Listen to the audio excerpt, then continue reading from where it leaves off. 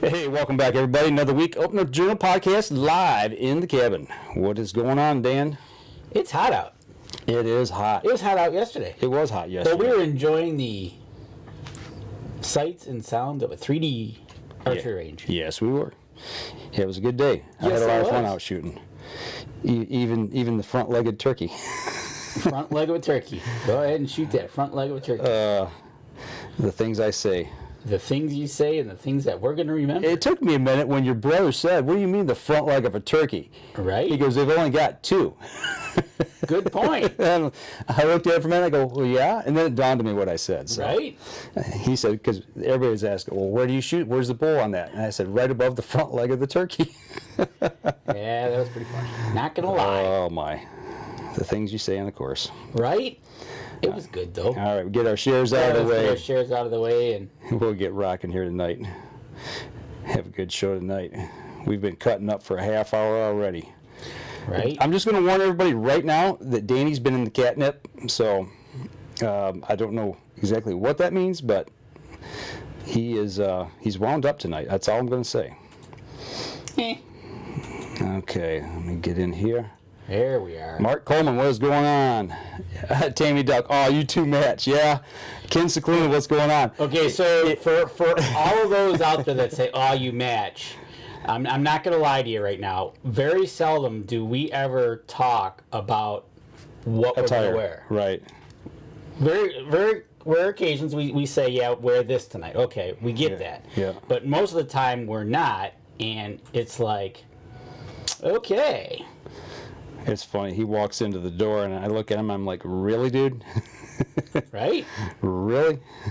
All right, let me get my share out of the way. I'm ready to go, Dan. When you are. I'm almost ready. Actually, just gotta wait for this to. I think I found maybe a shortcut that I'm kind of happy I found. All right. Well, you let me know exactly. And then while you're doing that, you can kindly talk about our supporters. when. All right. You want to do that? We'll get that out of the way. Yeah, absolutely. Let's. We got our cup of Joe right here. All right. Let's start the show. Here we go. Stand by in 3. Well, come on. Roll. There we go. 3, 2, and 1. Welcome back to another episode of the Up North Journal, everybody. Host Mike Adams sitting in the cabin tonight with Dan DeFaw as he's busy getting his shares out of the way. And while he's doing that, let's take care of some quick business. One of the things that we'd like to promote here is Hunter's Blend Coffee. I got my cup tonight right here. And if you go over to huntersblendcoffee.com and use the promo code, which you can see right there, capital U, capital N, capital J, you'll save 10% on your order when you get over there. So make sure you go over and check them out and save some money. But that is not all. Hunting season is just around the corner. Danny and I have been shooting our bows this weekend and been thinking about buck baits. If you go over to buckbaits.com and use the Up North Journal promo code, you'll save 20% on your order. They've got all kinds of good stuff over there for deer hunting, from lures and baits and things you can put out to attract deer, other critters if you're into trapping, or maybe you drew an elk tag this year and you need some elk urine, or bear, you got a bear tag, need some bear urine. So they got all that kind of stuff over there. They got some new yardage markers if you want to sit in your tree stand and mark at different spots out so you know your distance. But that's not all. We got one more, and that is Rebel 6 Rubs. Rebel 6. Go over rebel6.com or rebel6rubs.com and use the North Journal promo code, and you save 20% on your order over there when you check out. And when you get that deer, put some Rebel 6 on it. So, Absolutely. all right, that's taking care of business, Dan. Absolutely. Let's rock and roll. Because you know what? Speaking of rock and roll, we know a rock and roll kind of chick. Do we? We do. She rock and roll podcasts. Oh wait, you know what? We've lost her. What? She is off. We got to dial her back up here. Ow. I tell you what. Let me dive off here while you talk to the. All right. So for those on the podcast, we're going to take a quick little stop here. Right. Exactly. As Danny makes a connection change so we can redial our guest. She did that on purpose. Well, we will see what happens here. Right. Hopefully we can make this work. Well, that's your mouse. Yep. Go ahead and dial back up. Hold on. That's what happens when we clip the mic and you don't know that we've lost them. There we go. We'll try this again as it's dialing away. We're going to pause that right there. This is not good. Oh, there we go. Click it. Click answer. There you go. There she comes. Are you there, Carrie? We had a power surge or something. You did? Yeah. Wow. Okay. Well, we're live. Everything. Hi. Sorry. I'm like, everything flickered. I don't know what's going on. Okay. Well, we don't have you like your picture live up in there. We've got your audio right now, so we're getting ready to pop. Okay. Okay. Okay. As soon as She's now there.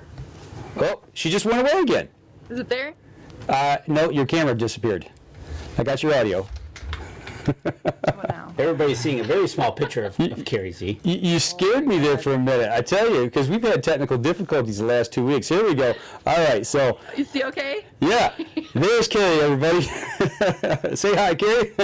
Hi, everybody. My apologies. Here, bring that mouse down. Goes if you to don't the mind. electrical system. Oh, that's wild. So it's on your end, huh? I know. Okay, well, let me go ahead and start the record I've had a side. Power surge here. Okay, so, for those of you on the podcast, we've got Carrie back, okay? We're live. Mike, your audio is a little muffled. My audio is fine. Well, let me bring mine up just a touch Wow, there. I'm actually fine. Yeah, okay, there we go. That's my microphone. There's been gremlins in this place for the last 2 weeks, I swear. So, all right, well, Carrie, it's good to have you on the show. Didn't me.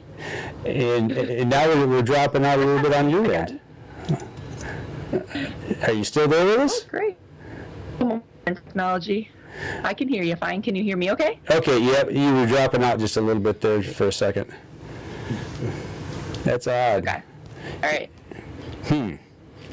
Okay. Oh, bizarre.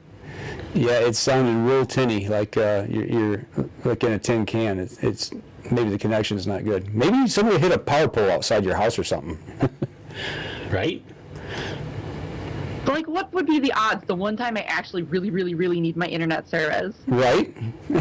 This is crazy. Well, let us tell you how that works, because it happens here in the last couple of weeks that we've needed it to work, and all of a sudden things happen, and it's like, Right. you know, all of a sudden you find Really? mysterious things pop up on your computer, and you're like, uh-oh.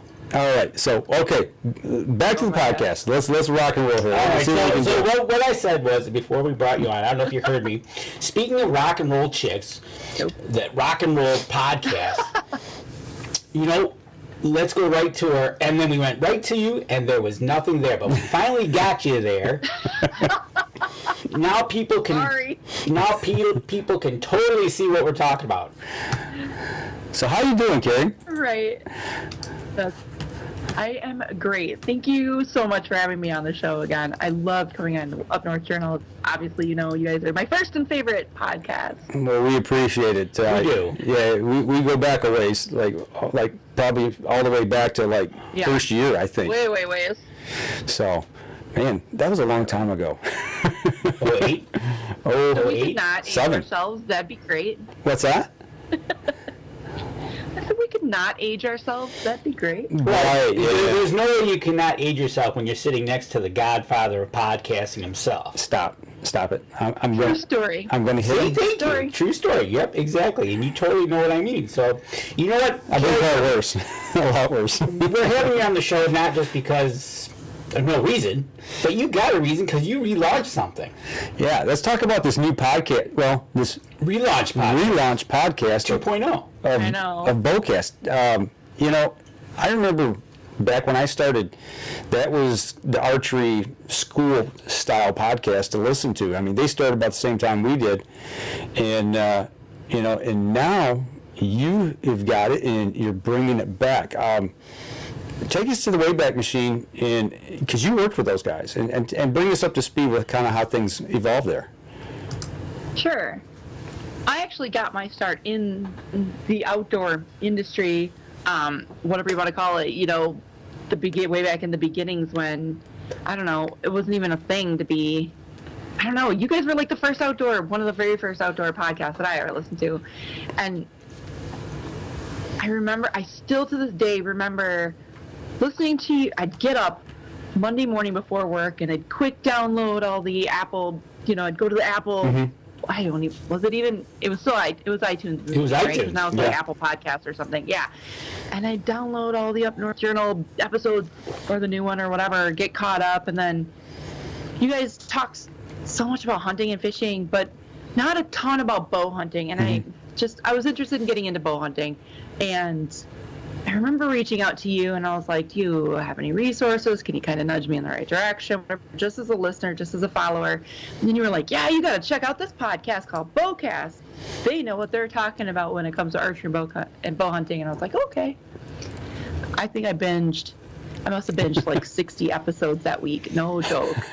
And my head was just like exploding. Right? Information. It was bananas.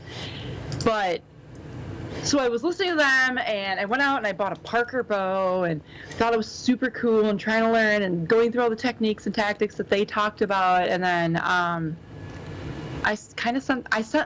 to be honest with you, I sent them a really snotty email because I went to their store and I wanted to buy a t-shirt. All they had were sweatshirts, and I think all they had was hoodies, actually. And I was just annoyed, and I was just kind of being bitchy. And I sent them this really snotty email about, like... You? Well... A snotty email?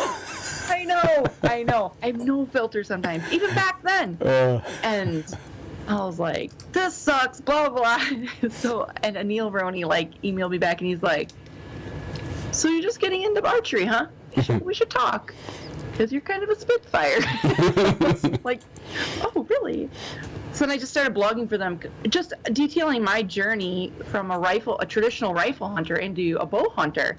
And it was a struggle, and it was a lot of challenges. My husband at the time, he didn't hunt at all. So it was just me really learning only from internet resources. And back then we didn't have the internet like it is today. Right. God. Right. If we had back then what we had today, I probably would be shooting worlds by now, because my God, the amount of information that's out there now is It's overload. crazy. Yeah. It is. And even back then, like you said, BowCast was kind of overload. And, I started as a kid shooting archery, and I started hunting when I was 12 with a bow, but I didn't know anything, and we started the podcast and started our journey, and it was the same thing as you. That's the reason I listened to them, was to get better at shooting a bow. Yeah, it was. And they were so technical. They weren't just sitting around like swapping stories and stuff or bragging or anything. They were going through their hunts and their practices step by step and sharing what they did wrong, what they did right, things they could improve on, things or the steps that they did for paper tuning or whatever the case may be, or why they chose this particular rest rather than this rest. I mean, you could sit there with a notebook and jot down notes for an hour listening to them and still have to go back and listen to it a second time just to absorb all the information that they were throwing out into the world. It was wonderful. Isn't that amazing what podcasting, let alone the internet, has done in that case? Before, it was like, wow, I really need to know something, so I got to go to my local pro shop, talk to this, and I remember this because I was way back. It was like, he was an older gentleman, and he was the guy you talked to learn everything, and and it's like you maybe talk. I think there was maybe 5 people in the store that that was your knowledge base, right? And so, but now look at it. Now look at it at your fingertips. Or dad or whoever, yeah. Right, exactly. Look at it now. You go in and do a search and type it in, and man, it's thousands. Absolutely. Thousands, yes. Well, you brought up a good point. You say you could sit and write. I remember writing notes on things like practicing or, paper tuning, just different techniques and things, because I was so hungry for archery information. And if you weren't one of the guys in the shop, I mean, as far as like the guys, in that inner circle, the cool guys, you bought your bow, if you're lucky enough to buy one at a pro shop, and they'd sell that for you, and away you went, and you come back when you need more arrows. Yeah, that's kind of the way we all started. So right, exactly, and that's I don't know about you, Carrie, but over there, over here, archery shops aren't on every corner like a big box store. They are here. I have like 4 of them within 10 miles of me. That's awesome. I'm quite lucky that way, and they're great shops. Really That's good. Great shops. That's a good thing. Yeah. Yeah, and too, I know everybody, it's so funny, because we've all been podcasting for well over a decade now, and if I had a nickel for any time anybody said, well, why don't you do video? Why don't you have a vidcast? Blah, blah, blah, blah. You know what, though? I remember back in the day when I was listening with my little iPod and my earphones and listening to Anil and Anthony go through the steps, and I was out there in the backyard doing the steps with them. You can't do that if I'm trying to watch a YouTube video. Right. It was really like they were there right next to me telling me what I needed to do.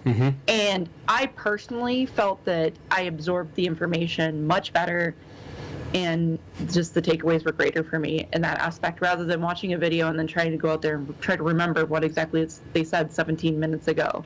Right. It was a little more real time. I love podcasts. That's a great point I never really thought about, but it makes complete sense. I went running the other night, and I loaded up my iPhone with your episodes of BowCast, and I'm running and I'm listening to it, and there's so many things that came flooding back, and it's like you and your guests and me were sitting around a campfire talking. I'm like, yeah, that's right, I remember that, or I remember when we used to do that. There's something different about the podcast versus this form that we're in right now with the vidcast, for those that are watching versus listening on the podcast. So that makes sense. Sure. And I really think that the vidcast is just an evolve of podcasting, sure. Yeah. But it's like Mike said, loaded up, went running.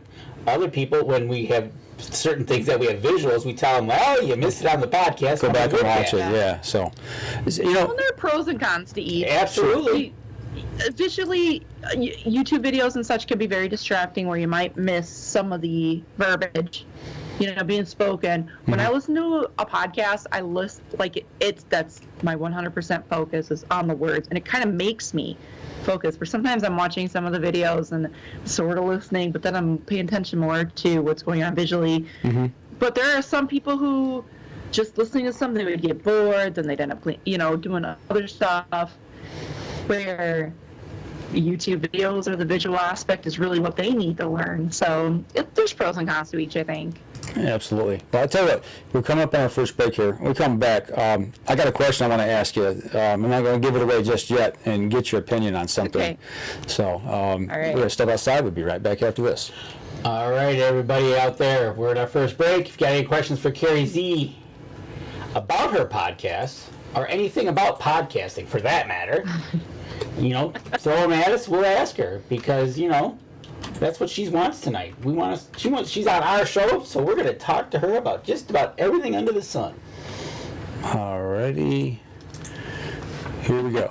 Stand by, and 3, 2, 1. Welcome back. Second segment of the show, talking with Carrie Z of BowCast and Hunt Fish Travel Podcast. So, yeah, you mentioned that all the years between us we've got into podcasting. It's a few, with all different episodes, but just specifically about back when you guys, when you were with BowCast the first time. You think back at that time, and we've been talking about how I think they were really before their time. As much information as they were giving out, and the craving of people in the archery industry. If you look back, how many people do you really think that have excelled at archery now because of what you guys were doing back then? I mean, is it a number you can even think about? I have no idea, because it was the first archery and bow hunting, like strictly archery and bow hunting podcast. There wasn't anything else out there like that. But I couldn't tell you. We had hundreds and hundreds and hundreds of people active in the forums on a daily basis. So, I mean, I couldn't even put a number on it. And I know the downloads were in today's standard, freaking phenomenal back then. But again, there wasn't a saturated market. The content was amazing. It was super educational. And I don't know. I know a lot of the people in the forums, because they were one of the few who had forums. I mean, there's other forums still to this day, but even back then it was just a dumpster fire of archery in there. And the BowCast forums were very strictly moderated. And literally, you'd go in there and there'd be hundreds of comments from the day from different people, not just like the same 8 people, just tons of people active in there. So I can't even give you an honest number, thousands probably. Yeah, those guys whose lives they touched.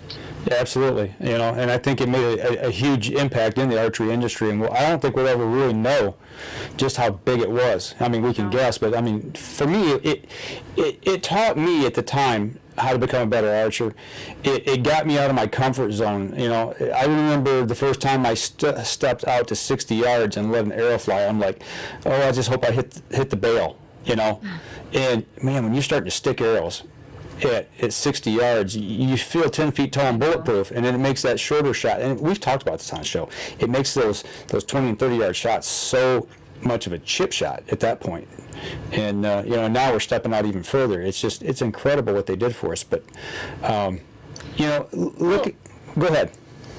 Oh, just think about that. Remember back in the day when Anthony was doing Full Moon Productions was doing all those movies? Yes. And everybody was just hammering on them for taking the 80 and 90 yard shots. I mean, you just didn't do that. Shame on you for doing it, for taking that 60 yards. Shame on you. What were you thinking? And now, but they kind of taught us that it was okay to take those shots that were somewhat outside of our comfort zone, that we practiced at, but that we were comfort in. Right. And it's just so different nowadays. God, remember, they would just get annihilated. They weren't the only ones. I remember. No, right. When the Druries were one of them that I know were starting to take those long turkey shots, 60, 70 yards, and people were just going crazy and yelling at him, "What are you doing?" Blah, blah, blah. And he said, "Look, this is what we practice." Right. Well, just like at ATA when we go to watch the Badlands Film Festival, you see, that's all you see is these incredible shots, and everybody in the whole place stands up and just roars when they smoke the animal. It's because it's a different world now. You're right. But you're right. So, it's always those first couple of people that when you start to see it or hear about it, they always get knocked down or whatever it is, and all of a sudden, through the cycle of time, now we're trailblazers. Yeah, now it's like, hey, wow, we're doing, wow, I guess I got to practice that and I got to go do that. Yeah, and then you go, wow, I can do this. Yep, and then and then other people see you, and then, and then they go, would you take that shot? Yep, I would now. Yeah. A couple years ago, I wouldn't think about it, but now, right? I'm all right with it. Absolutely. So and then Carrie, with this podcast, you're doing so what to make the story to get to 2.0? How did that all come about? So I was with BowCast for like 4 or 5 years, and then it just went through a bunch of change. Podcasts change, they evolve, they get new hosts, the leadership changed a bit, people step away. And I kind of just fell off the radar and just started doing my own thing. And I wasn't really a part of the podcast. I was a blogger. I was not really a part of the podcast at the time. But so when I peeled off and started doing my own thing, I'm like sitting around like, what should I do? Well, I guess maybe I'll start a podcast.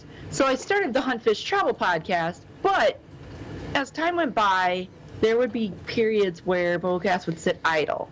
And I would message them. I must have messaged them at least 3 times offering to purchase BowCast. Each time I was turned down. The last time I messaged Tim Ensley about 1.5 years ago. It was at least 1.5 years ago, and I was like, man, you're not doing anything with it. Come on, people. Right. Give it give me a number. What do you want me to purchase? Price, whatever. So he and I actually talked, and we were going to co-host together, and his life path started diverging off. He's so big into the rodeo scene. He was a rodeo guy back in the day, and he kind of started coming full circle back to that. So he's on the road a lot, and he's doing video production and stuff. He is super busy. And we try to coordinate, and and it just didn't work out. So it sat for about 1.5 years, and finally I was like, look, you're just, you're happy with the rodeo stuff. I really want to take this and run with it. Give me a number. He gave me a number. I wrote a check, a good check, and purchased the rights, logos, and all previous content to the show with the intent of just circling back to those original episodes where it was how-to tutorials and tips and tactics, because that's really what touched my life and really changed my life personally. So I wanted to see it circle back. With new hosts, you have new directions of a show. That's just how it works. I mean, everybody has a different idea of how a show should be presented, whether it's sitting around and talking to the same buddies over and over again, or whatever the case may be. I just wanted to bring it full circle and just kind of pay a homage to the original show that had such a momentous impact on my life and set me on this path to archery and bow hunting, which has literally shaped my life. So that's how it all came about. So that was BowCast up until now, which yes, your relaunch is BowCast 2.0. It is. I just kind of put the 2.0 out there. Well, so the previous host let the BowCast.com domain expire, and a pirate company picked it up and has been trying to sell it to me for $8,000 for, I don't know, forever. And I'm like, no. So I registered BowCast.net. So I put the BowCast 2.0 so that people would understand that while I'm trying to bring it back to its roots, it's the relaunch. It is a separate show. I don't want to take anything away from Anil and Anthony and the project that they did and the project they put together, because what they did is just completely special and separate on their own. And I'm just kind of bringing back to the fundamental and the philosophies that they were preaching as far as archery goes. So the 2.0 is just kind of here's BowCast 2.0 relaunch. It's kind of the same show, kind of not, because it's got a different host, but still the same tenets, if that makes sense. Oh, it makes sense. Okay. Yeah, and really, like you said, things have come so far from when it started. Back then it was just this plethora of knowledge, but the technical side of archery, at least for me, I mean, I'm learning a lot more of it now, but it's advanced so much. It's changed so much. And it's like, wow, there's so much more to learn. So I think you got it at a great time to take it and run with it and bring that same flair and flavor back to the archery world to share and get those people on and talk about this stuff. I think it's awesome. It's a lot.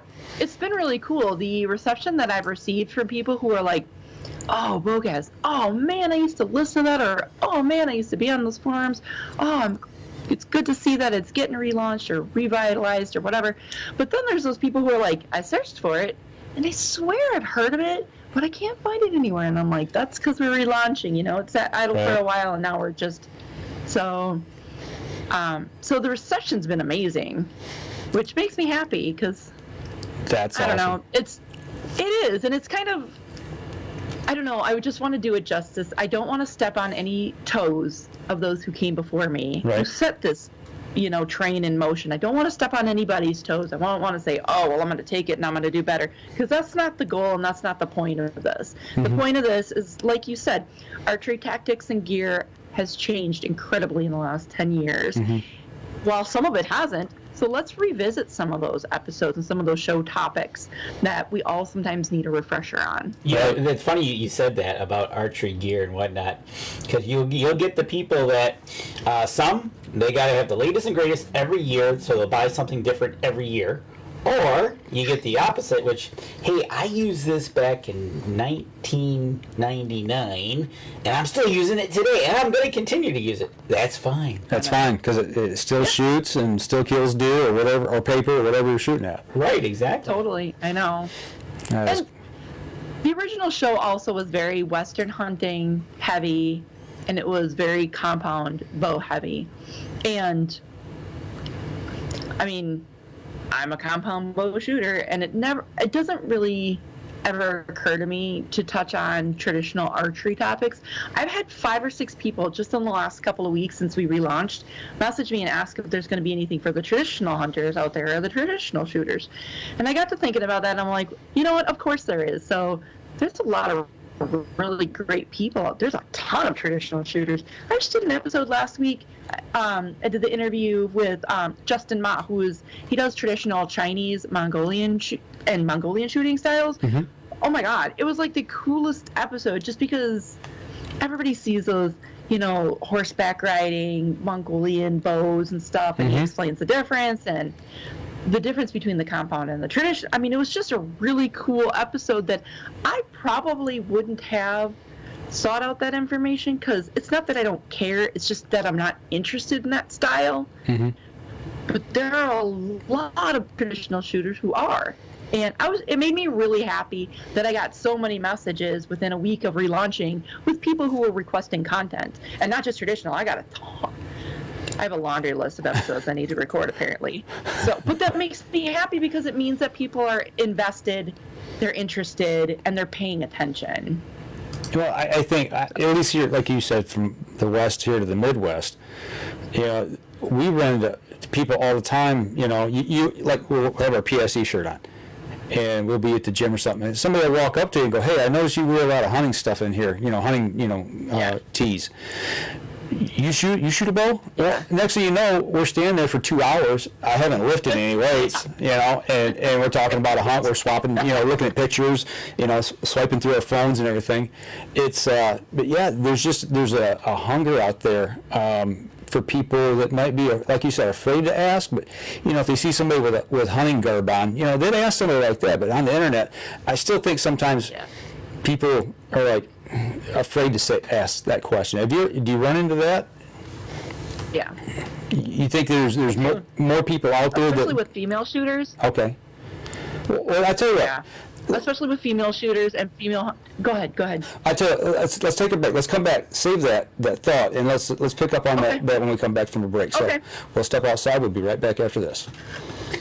Tim C.S. out there says, "I still have my whitetail too. I used every year." Did we not talk about the whitetail bow? We talked about it yesterday. Everybody and anybody had one. That was my first bow. And they'd all still like to have them. Yeah, and I give mine away to somebody. And my brother gave his away. Yep. So that's kind of funny, Tim. Way to go. That's good stuff. Yep, exactly. So it just goes to show you, And then what did we talked about the old Dartons, right? Yeah, the MX-50. Yeah, the MX. Everybody had an MX-50, right. MX-45. We want to put it through the chronograph to see what we were they're shooting back then. Right. Pull out the double X75s. And back then with BowCast, and they talked about speeds and chronograph, and you're like, wow, that is so cool. Chronograph, where can we even see one of those things, It's crazy. Crazy but true. No kidding. All right, here we go. 3, 2, and 1. Hey, we're back through the segment of the show talking with Carrie Z about BowCast. Before we went to the break, we were talking a little bit about people that might be afraid to approach people and ask those questions. You mentioned the female side. Explain a little bit of that, because you stepped out there with BowCast in the beginning. Did you get a lot of feedback from females shooting at that time, asking a lot of questions to you? Back then I did. I don't know. And a lot of people, you either had the camp where, oh my God, it's another girl, or it was, oh, it's a girl, and she's actually asking the dumb questions that I'm too afraid to ask. Right. Which was great, because I was like, whatever. You guys can think I'm a dumb blonde if you want. I still need to know the answer to the question. Right. That's great. Right. I don't care what you think. I need to be a better shooter, and if you think I'm an idiot for asking this question, I don't really care. Right. Can you just answer the question? And seriously, right. And I think that attitude in some ways impressed some people, because they were like, wow, she legitimately wants the answer. Here's the answer, Right. Or also let some females know that it's okay to not know everything and not be the hot shot in the room. And I don't know, just ask the question. Who cares? If you have it as a question, probably 10 other people want to know the answer too. Well, I don't feel like it's that way anymore. I don't think so much anymore, but back then, I like I said, if you were in that inner circle at the pro shop, you're kind of afraid to ask those questions. But it's like they say in school, the only stupid question is the one you don't ask. True. And that's true. Oh yeah, I'd walk into some pro shops and they'd be like, where's your husband? Where's your boyfriend? You buying a bow for him? No, buying one for me. Thanks. Here's my money. Do you want my money? Like, Right? If not, I'll go somewhere else. so, like, do you want my money or not? Because I'll go somewhere else. Whatever. But yeah, it sucked back then, honestly, to be a girl doing anything in the outdoor world. I swear. And I'm sure there are lots of women out there who took way more flack than I did. That's for sure. A lot of these gals, but no doubt about it. Just got hated on and just lambasted. And Well, so we had a lady when we were at Cabela's. We were at Saginaw, and she drove over an hour plus from Royal Oak just to come up to shoot a bow, so nobody would see her shooting. So 2 things: 1, nobody would recognize her, and 2, she would be too embarrassed if she messed up. yeah, And we're like, yeah, it's okay, you know, we don't care. She'd never shot a bow before. We got a bow sized up for her, got her in the archery range, and she shot, and she hit and popped a balloon, and you'd have thought she shot the world's biggest buck. It was so cool to watch that. You know, I don't know if she ever took up archery, but I mean, for that moment in time, you know, she won it all. You know, and it was so cool to see. You know, she's right though. I mean, even I generally avoid shooting the bows at ATA because it's mostly men. And I don't know. I know there's people there that snicker or whatever, and it's just super annoying and intimidating. And ironically, for as much self-confidence as I have, I am somewhat easily intimidated, especially about when it comes to things that I'm not super knowledgeable about. Mm-hmm. I feel like I know quite a bit about archery, but I mean, the amount that I don't know is stacks and stacks above and beyond what I do know. And even like, you go to some of these, especially like the pro shops, God help you if you're a woman who's 6 feet tall and blonde and walks in by yourself. The guys are just obnoxious.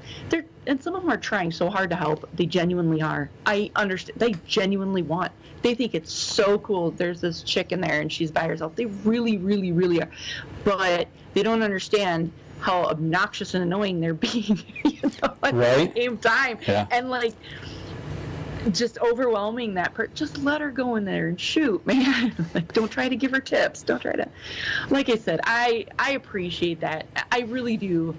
But it is hard sometimes when it's kind of an anomaly as a female to walk into a pro shop, especially by yourself. Or especially if you're a little older and you haven't been doing it all year and you're not this 22-year-old pretty little girl who walks in who weighs 110 pounds.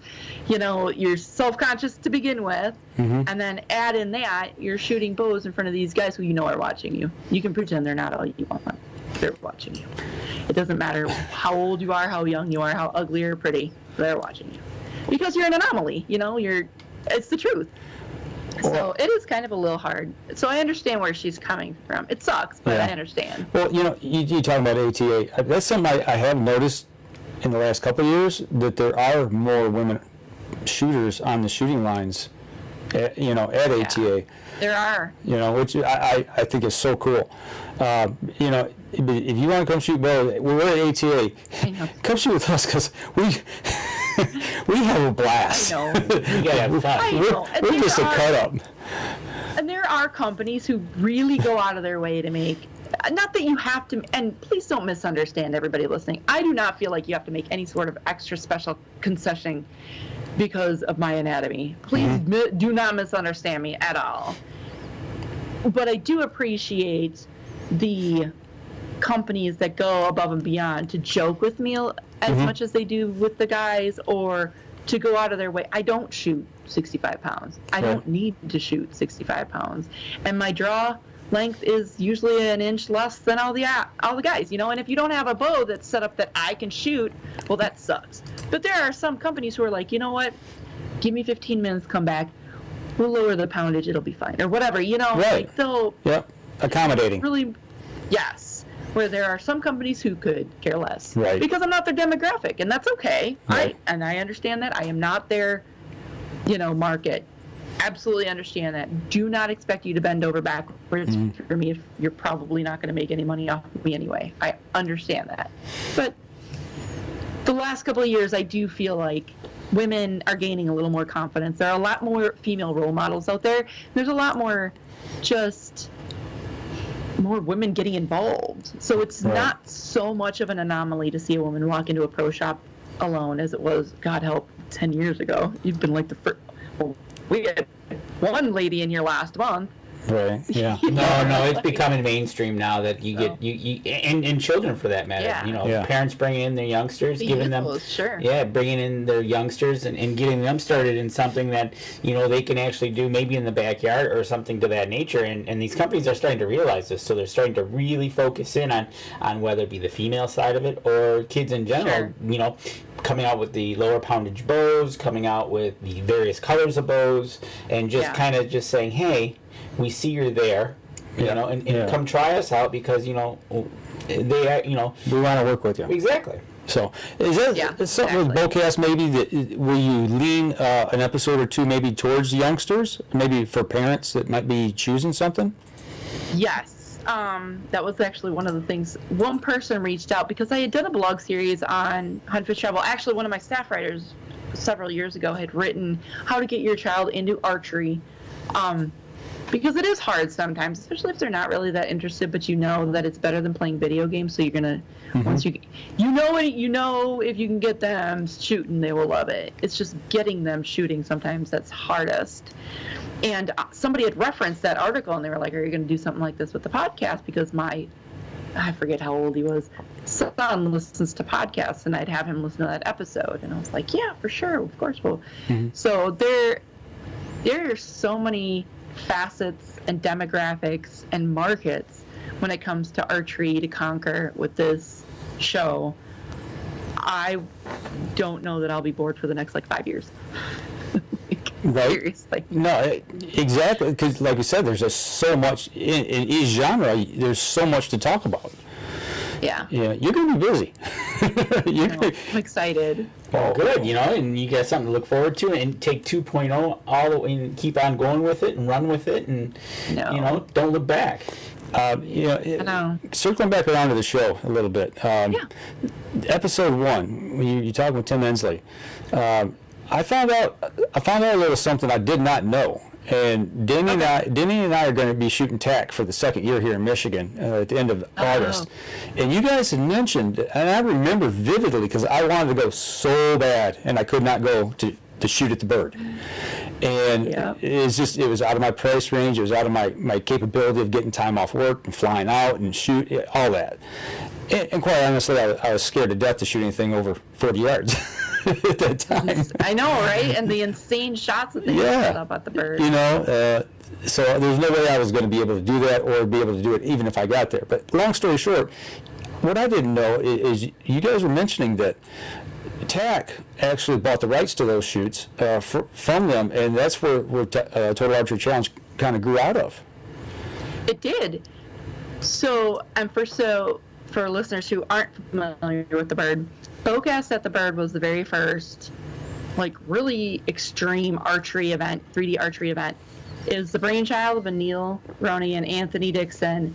They decided they were going to get a bunch of targets, put it up at Snowbird Mountain in Utah, where they held the Olympics, put them up all over the mountain, and you were going to shoot up and then shoot back down. And it was nuts. It was insane. These crazy yardages and these insane shots. And the first year was really, really well received. People traveled from all over the country. We had all the big name sponsors were there, and it was such a cool event. And I think I started with the second one, where I think I can't remember if there were 4 or 5 of them. I think only 4 of them. Originally, Anthony Dixon wanted to do the same thing that Total Archery Challenge is doing now. He wanted to, buy a semi, put a bunch of targets in there, and travel all over the country, setting up these really unique experiences and just crazy 3D shoots all over the country. But then at the time, he started his clothing company, and I don't remember, but I think he was focusing on that. So he sold the rights, and it became Total Archery Challenge, which now has, I don't know how many locations all across the country. A lot. And it just, and they're doing so well. Until COVID came along this year, now there's only 5. But Michigan's one of them. I know. Right. And we're going to go. I'm so excited.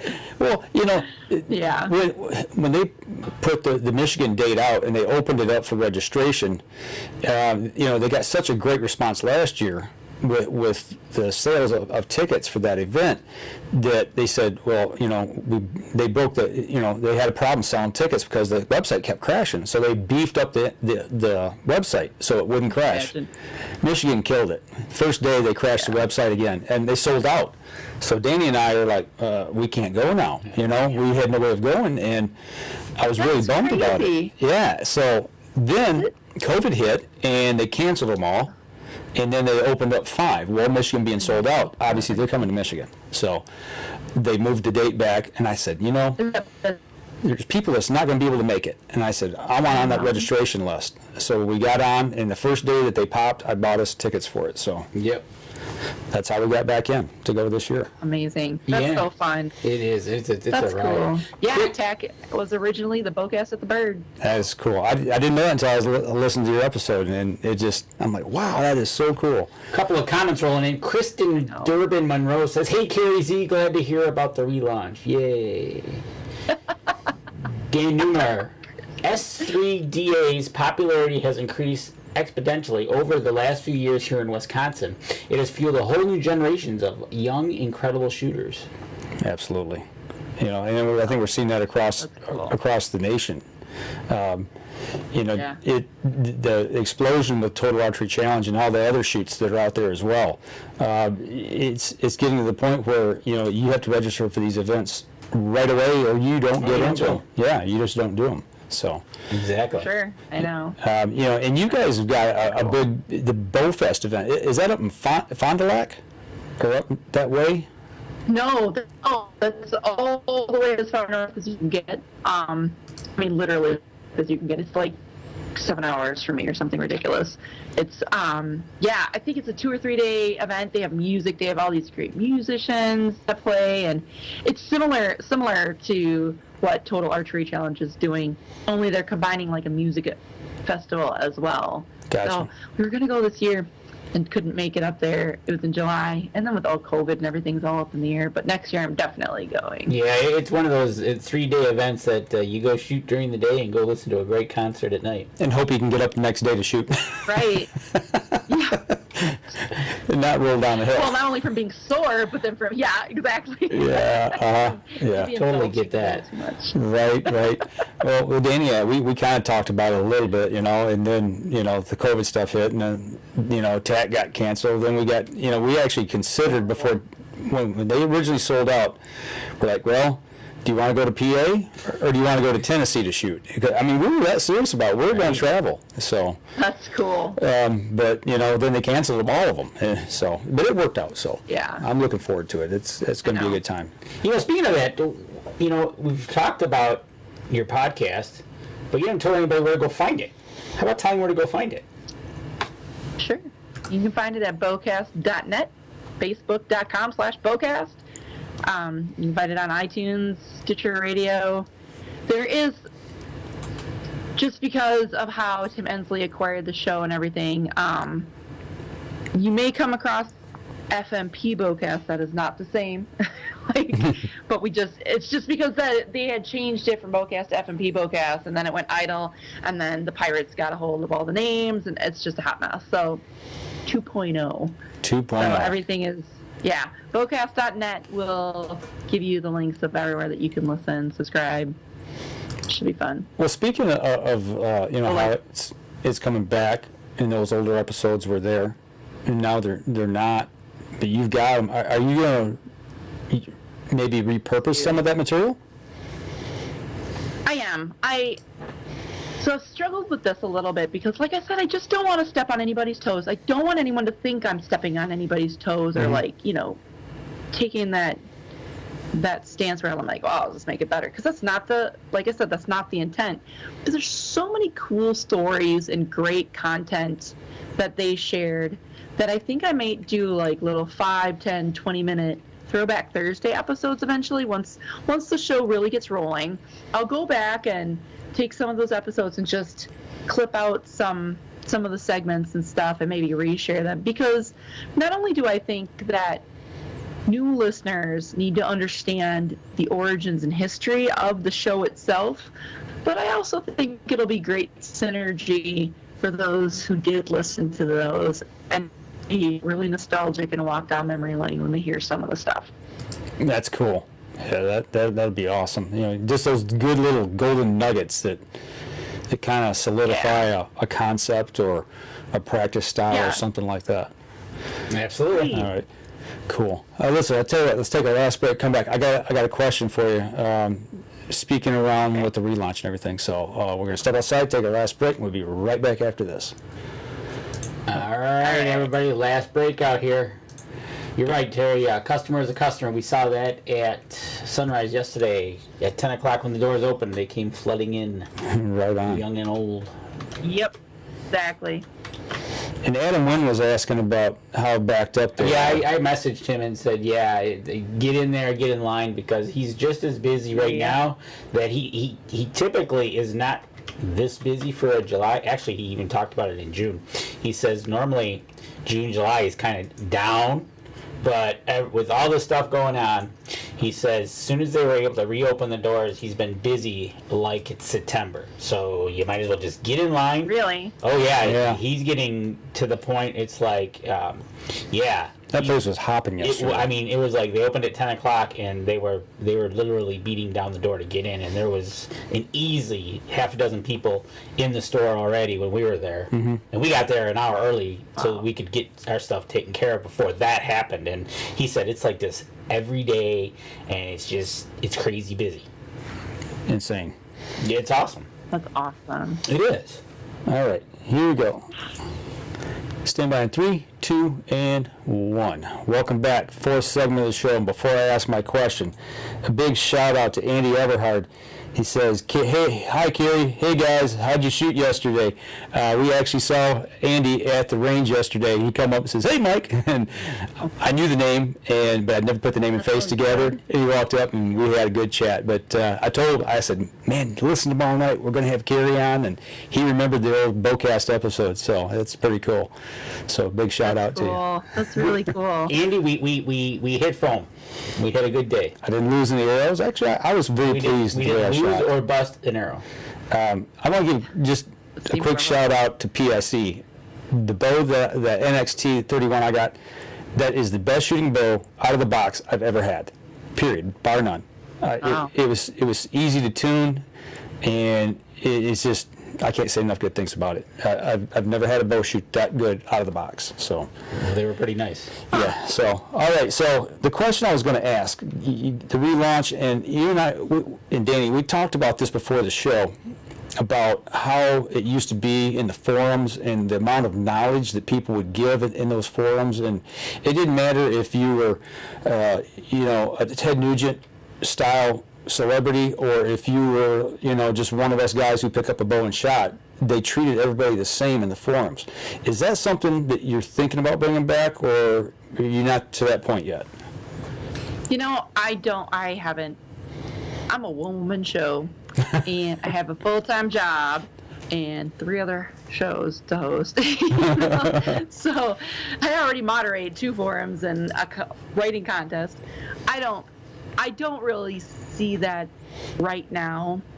If anyone's listening and would like to help me moderate something like that, then we can discuss it.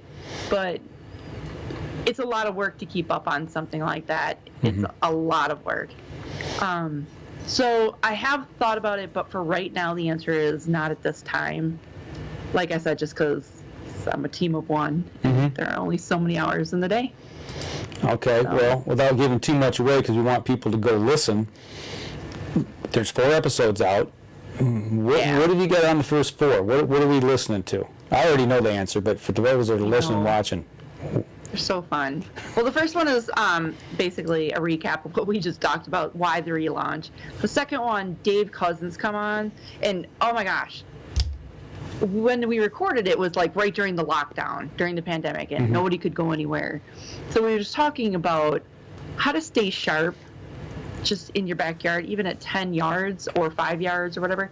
And some of the tips that he gives is just spectacular. Then, of course, we have Trent Marsh, who is one of my best friends ever. And he now works for Spy Point. So I was like, well, let's talk about setting up a trail camera. And one of the 3 tips that he gave, even, I was like, why have I never known this? I don't, well, because I hunt public land and I don't hog a lot of trail cams for one thing, but really, like, I was like, oh, that totally makes sense.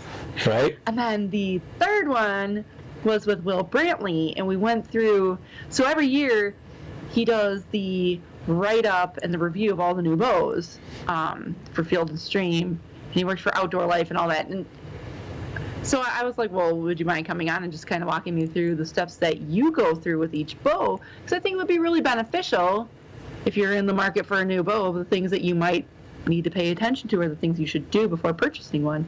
Because a bow is a big investment. Right. So those are the first four. We've got Michael Lee coming up. We've got Chuck Cooley, who I'm going to have on again because we're going to talk about shooting your bow with eyeglasses. Because I do wear glasses. I hate my contacts. I can't even explain to you how much I hate wearing my contacts when I'm trying to shoot. And he's like, well, I'll show you how to shoot with your glasses on. And the angels started singing around him, let me tell you. And then we've got Danny Hinton, who is the one who helps Will Brantley do all the reviewing. And that episode there, the man is just like a waterfall of archery information. It's going to be tough even editing that because there's so much little tidbits that I want to make sure are highlighted. And then, like I said, we've got Justin Mao about the Chinese archery, and we've got quite a few people that I am looking to schedule just different products. I don't know, just what are different vests? You know, how do you figure out your draw length? Archery tech. I'm going to have Easton on again. I mean, just all these really great informative and educational episodes that personally I need a refresher on. I ain't even gonna lie, because it's been 10 years since I've heard anything about these, and yes, I could Google it, but sometimes it's just better being able to ask questions. And like we said, because gear and equipment changes over the years, Right. might be, just, oh yeah, and I'm gonna have Danny Hinton on again. We're gonna talk about walkback tuning. I don't even know what that is, but I'm really excited about it because he's like, it's going to blow your mind. And I'm like, okay. I've done walkback tuning. It's pretty cool. See? Yeah. Okay. Yeah. I'm super excited. That's all I'm going to say. After you do that episode, get back in touch with me, and I'll tell you what happened to me when I was doing my walkback tuning. You'll get a laugh out of it. I'm not going to spoil it right now. Right. I felt like an idiot. That's awesome. See, but that's just it. How long have you been shooting? And you're like, yeah. Wait. I'm like, did I really do that? Oh man. I know. We all can use a refresher. Yeah. We all can learn something. Right. And it's just exciting to just, I don't know, to be able to take this journey again with literally where I started in the archery world. Right. Yeah, I think, man, that was back in 07, like 08, somewhere in there. Yeah. And, and now you're BowCast. That's awesome. It's craziness. There's something about the mystical flight of the arrow. I don't know. There's something very primal about it that just, it sucks you in, man. Well, you can. Well, it does. We talked about that yesterday, kind of, when we were talking about the flight of the arrows. Listening to them. From the release of the bow, you hear it, and then all of a sudden you hear it hit the target, or vice versa, or in some cases might hit a leaf, it might hit a branch. Some things happen. Or hopefully you hear it hit the side of a deer. Right? Yeah. Whack. Yeah, it's I don't know, man. There's just something really cool about it. Exactly. It's different pulling the trigger on a firearm. It's totally different. It huge is. difference. It's very meditative. Like I know it's super cheesy, but you're very zen when you're shooting archery. Mm-hmm. You're very concentrated and focused. And okay. Speaking of that, do you have a process that you go through with every shot? Are you asking me about Ralph? No. Okay, because that's. No, this is. Yes. Okay. So you have I do. a methodical process? I do. I like square up the hips, shake the shoulders a little bit, and then I walk through route, which I joke, but when I say it, I honest to God, back in the day, Anthony and Anil, when you signed up for their newsletter, you got a PDF booklet for Ralph, and it's RALPH, raise, aim, level, pin, hold. I literally walk through that every time. Okay. Every time. Not when I'm hunting, obviously, but when I'm target practicing. No, right. I gotcha. Oh. Well, I just wondered, yeah. Literally the same thing over and over again. Because I've got this very methodical process, and it has to go exactly in order for me to be able to, especially when I'm shooting target archery, and if I'm struggling, Danny, he's like, just shoot the bow. Stop thinking and just shoot the blanking bow. Really? He remembers the night too. I mean, I'm back there, I'm wrenching on the bow, and I'm messing with the sights, and I had everything. I was just a hot mess. Literally, he was between every arrow, and there's only 3 arrows in an end. Between every arrow, he was messing himself up, and then getting worse when he'd walk back. And it's funny because my brother is the same way at bowling, and I was like, oh my gosh, I'm living in repeat land here, and I looked at him and I said, just shoot the blanking bow. Hilarious. But you gotta have a process. You do, absolutely. You know, so You do. It keeps you focused. it does. And then when you don't focus, you do something so stupid like forget to put your flipper rest up when you shoot, and that happened during a spot shoot on me. Yeah. Because somebody said something in the middle, and because we were standing in the wrong order, okay, on the line to shoot. There's 4 of us, and we're shooting at a 80 centimeter face target at 60 meters, and it's like we're all shooting at the same target. It doesn't matter. Well, if this was an officially sanctioned tournament, it has to be this way. So we switched. Well, I forgot to flip my rest up because I'd already knocked the arrow, had my release on, but I didn't flip it. Well, what did I do? I made the move, turn on, rip back, and all of a sudden burned one into the ground at about 35 yards. Oh, no. And I'm like, the process. Oh, The process. Yep. So- Process works. Stick with the process. Right? It does. Andy says, talking about his son about that, he said drawing back and having the confidence that he's going to hit what he's aiming at, even if it's a long range, is what he likes about archery. Absolutely. That's perfectly put. It is. You know, Perfectly. you know, if it's paper, you know, you got to have the confidence to rip that shot. And Yeah. you know, if you don't, then step up to where you have that confidence and start working your way backwards. That's what it's all about. And then just keep edging out of that comfort zone just a little bit every time, and move that effective range back. Yep, exactly. And then, you know, it becomes fun, like we did yesterday. It was fun. It was a blast. We had fun. Yeah, it was so much fun to get back all out on a about. tournament. You know, or not a tournament, on a course. On a 3D Yeah. course. Pretty good course. So And my brother says, keeping your thumb off the trigger. yeah, Story. we watched somebody punch themselves in the nose yesterday. It was a great Mike Tyson right-hand cross. The first time I shot my Stanislavski release, you know, the first time I really started shooting a thumb release, and I was here at home. In the first 10 shots, I almost knocked myself out. I mean, Yep. I saw stars. We've all done Oh it. my God. Did it one time. Yeah. Yep. So So, you know what? We got a few minutes left. How's your deer hunting outlook for this fall looking? Pretty good. Pretty good. I think I have 2 spots that I've been kind of scouting this summer. 2 spots picked out. You know, it's always hard. It's such a crapshoot on public land. right. And I just bought a house over the winter, so now I'm someplace permanent, so I can find spots that I can concentrate on a little more. You know, you figure out the drive distance, etc. Well, you don't want to find this great spot and spend all this time and hours scouting and then be like, oh, well, now I just moved permanently and now it's an hour and a half away, so now I got to start over. Right. So I found some really good spots, I think. Wisconsin's always great for deer hunting, and bow hunting is a breeze because there's never anybody out there, especially during the week if you can go right after work or whatever. Really. Yeah, I hardly ever run into anybody ever. Even on the weekends, half the time. I run into more people on horseback than I do bow hunters. Wow. Yeah, it's true. And I can imagine that up north, it's even, like, north of Highway 10, it's probably even more so. But it's very rare that I run into somebody out bow hunting on public land here. All right, so we're going to expect good reports from Carrie Z this fall about her archery. Yeah, we're gonna hold you to it. Right? I am fired up. Got my roots down, got my focus back, got my podcast relaunched, That's awesome. There you go. ready to go. Well, I'm telling you what, Wow. guys and gals who are listening and watching, both on the podcast and live stream, if you're thinking about getting into archery, this is a must-have listen. Yeah. On your iPhone or however you listen to podcasts, you've got to check it out. And when she starts releasing some of the old nuggets from those past shows, I'm telling you, there's stuff there that's just gold. So you make sure and get that on your list. Right, exactly. And Linda and Ed Thornhill.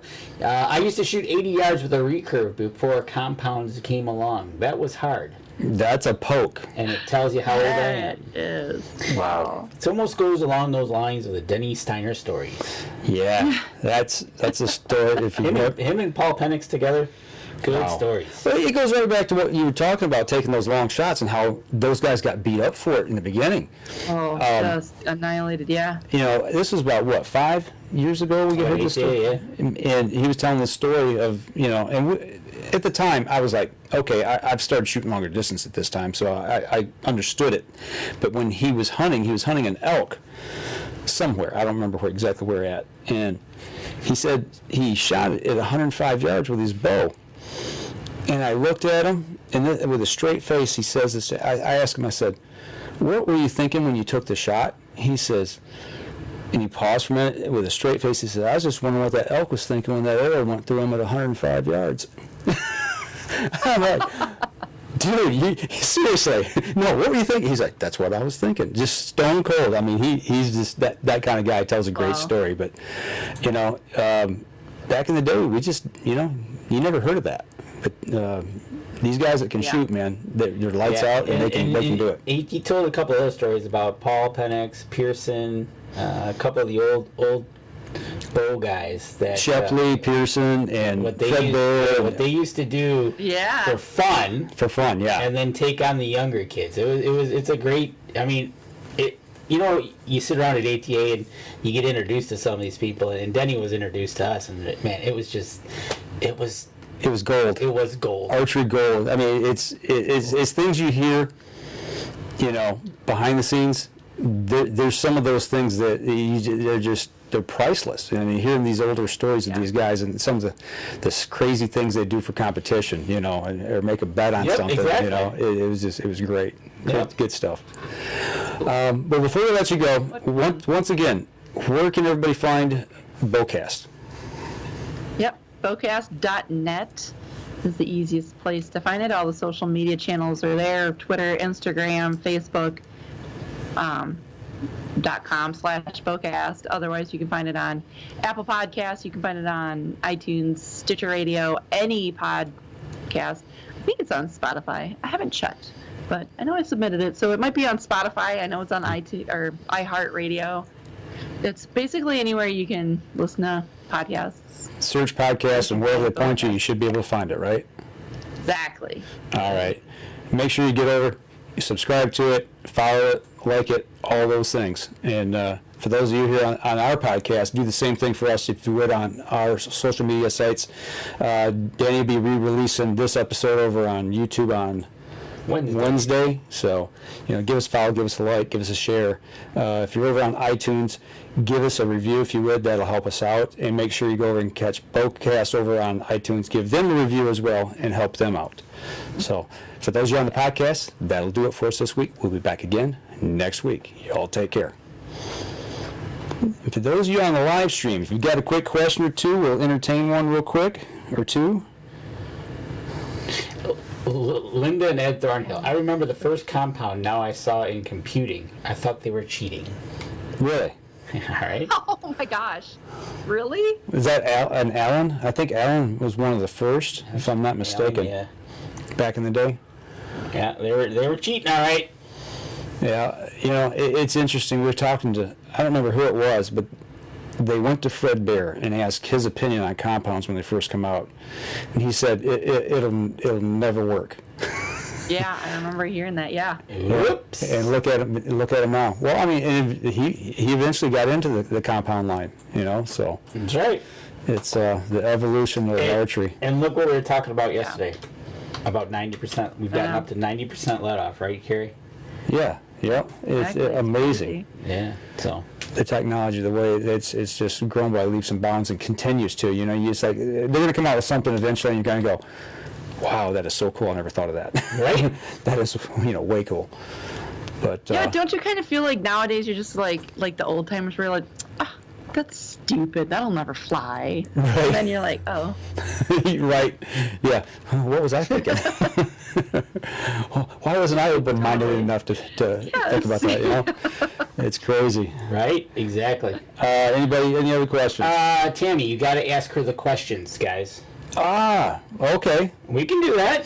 Real quickly. What? Yeah, what? One of our top fans kind of busted us. We didn't ask you our typical questions. We asked our interviewees at the end of the show. But we're going to... But wait, there's more. Yeah, that's right. Okay.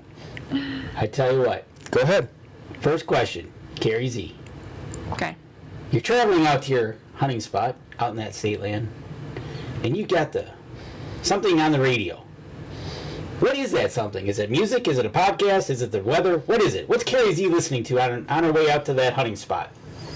It's usually Rob Zombie's Dragula. For whatever reason, that's my go-to on the hunt song. Because it's jamming and toe tapping and gets me fired up and it wakes me up at 4:30 in the morning. Right. Okay. There you go. What? This isn't one of our typical questions, but this just came up. Okay. What broadheads do you use? Oh, I use Rage. Okay, so I'm going to be honest.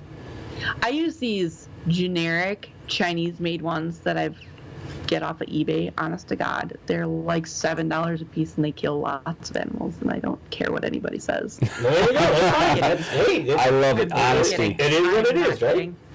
But I do use Rage broadheads. And you know who I really, really, really actually like are the Wasps. I like, CJ Davis owns the company. And because you're asking me, I'm drawing a blank at the name of the company. Montana Decoy, their sister company. I can see it, and I can't think of it. Come Do on. you know what I mean? I can't. Yep. Yeah. And because I use the Wasps. Yep. The I know exactly. The ones that I use are the ones. Anyway, so when I'm shooting in front of people, that's what I use. when I'm hunting by myself, I totally use the generic one. I love honesty. Way to go. All right. So now back to the questions. So you've made it out to your hunting stand. You're out there, you're sitting in your tree stand or you're sitting in your favorite ground blind. You got your backpack. You reach into the backpack. What's your favorite snack in that backpack? Oh, yeah. Snack size Snickers. Oh, she's a Snickers.